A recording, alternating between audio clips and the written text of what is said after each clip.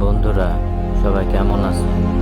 আজকে হঠাৎ করে পেজে অথবা প্রোফাইলে পেজ রিকমেন্ডেশন যে স্ট্যাটাস আছে সেটা কাটা দেখাচ্ছে। অনেকেরই দেখাচ্ছে। অনেকে বলতেছে যে এটা ফেসবুক আপডেটের জন্য আসছে। আসলে কি তাই? দেখতে থাকুন, জানতে থাকুন।